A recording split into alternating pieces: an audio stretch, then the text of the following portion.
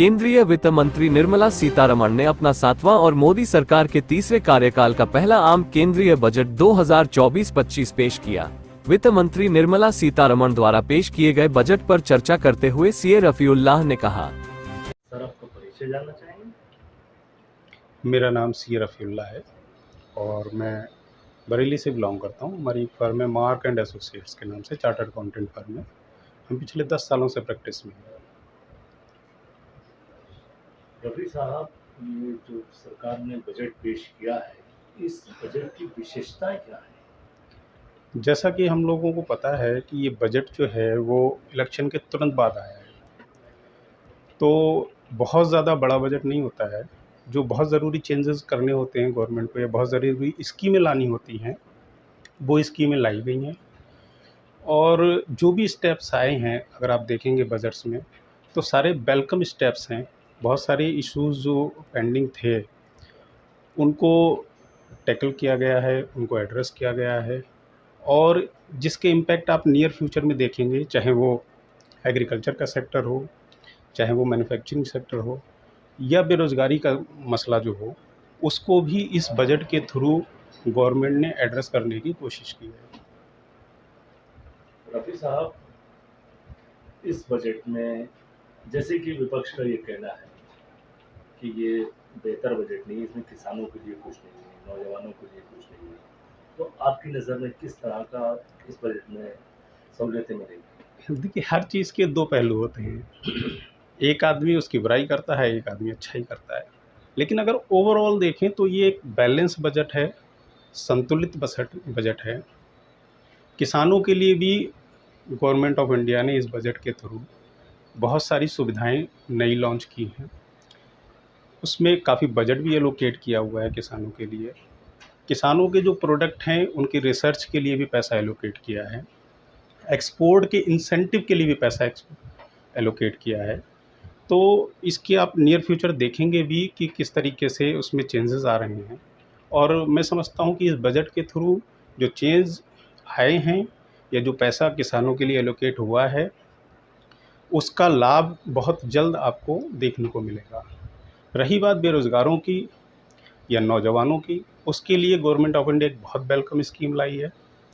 उन्होंने कहा है कि हम टॉप की 500 कंपनीज़ में ट्रेनिंग देंगे नौजवानों को। उसमें क्या होगा, उसको 5,000 रुपये पर मंथ का भत्ता मिलेगा। 2 लाभ होंगे। पहला, एक 5,000 रुपये पर मंथ मिलेगा। दूसरा, जो वो अनस्किल्ड था, अब वो ट्रेंड किया जाएगा टॉप की 500 कंपनीज़ के द्वारा। तो डबल फ़ायदा हो गया। एक तो पैसा भी मिल रहा है, दूसरा ट्रेनिंग भी मिल रही है और ट्रेनिंग ऐसी किसी छोटी जगह पे नहीं मिल रही है, बल्कि टॉप की 500 कंपनी में मिल रहा है। 5,000 रुपये वो देंगे प्लस वन टाइम 6,000 रुपीज़ और भी देंगे।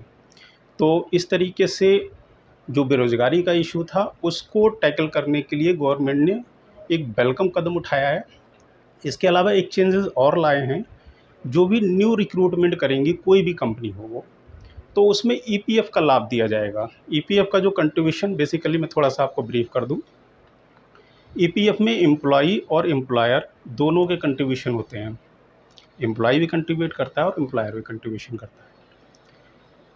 तो इस बजट में ये कहा है कि जो एम्प्लॉयर कंट्रीब्यूशन करेगा और वो नए रिक्रूटमेंट पे जितना भी कंट्रीब्यूशन करेगा, तो अगले 3 सालों तक उसके कंट्रीब्यूशन को एग्जम्प्ट करेंगे, वापस कर देंगे उसके पैसे को।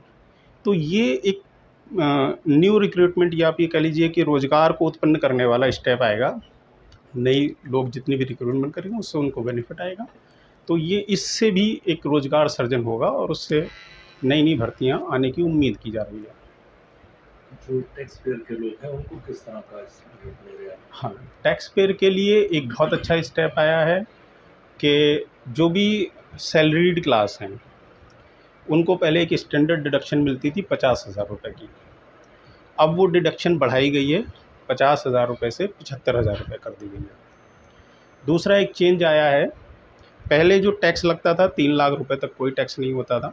3 लाख रुपए से 6 लाख रुपए के बीच में 5% टैक्स लगता था।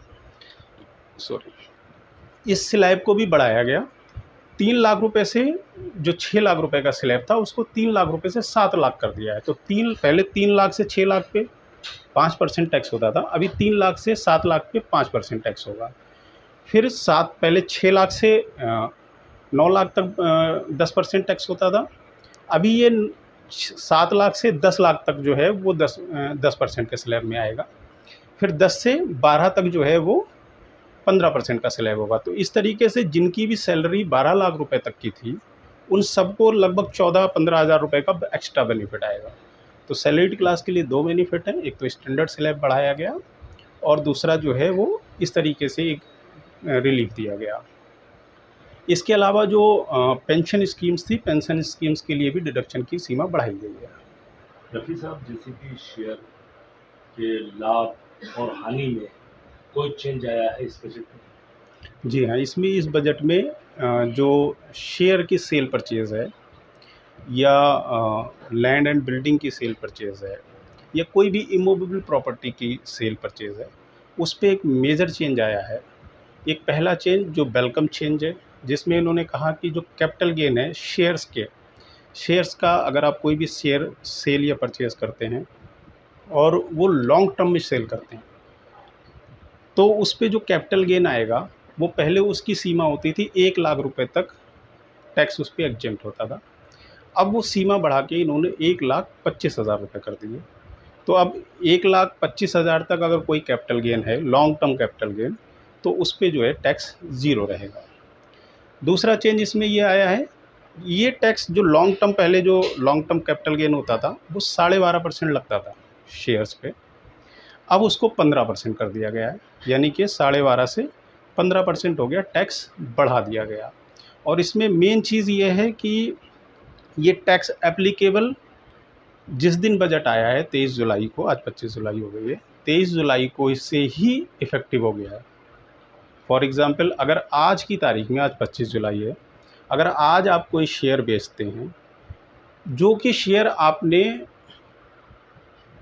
1 साल पहले ले रखा था, अगर वो आप उसको आज बेचेंगे तो ये लॉन्ग टर्म शेयर्स माना जाएगा और इस पे आपको अब 12.5 की जगह पे 15% टैक्स देना है।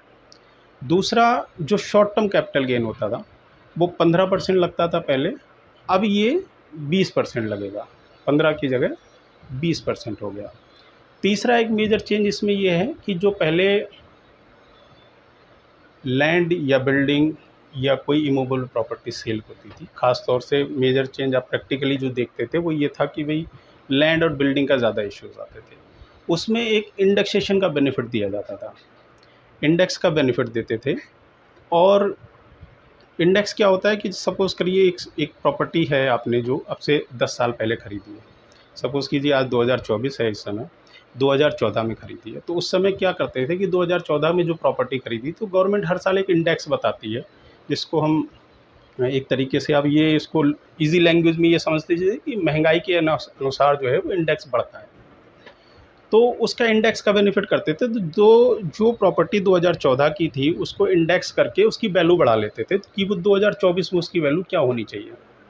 फिर हम डिफरेंस जो आता था सेल का और वो इंडेक्सेशन के बाद जो कॉस्ट आई है उसका डिफरेंस, उस पे टैक्स होता था और वो टैक्स होता था 20%। अब गवर्नमेंट ने जो चेंज किया है वो ये किया है कि इंडेक्स का बेनिफिट नहीं देंगे, बट जो टैक्स है वो 20% की जगह 15% हो गया। तो ये एक थोड़ा सा नुकसान भी, कुछ सिचुएशन में किसी को नुकसान हो सकता है, लेकिन कुछ सिचुएशन में लोगों को फ़ायदा भी होगा। वो जो टैक्स का रेट था वो डाउन हो गया है। ये एक मेजर चेंज आया है इस बार इस वजह से। थैंक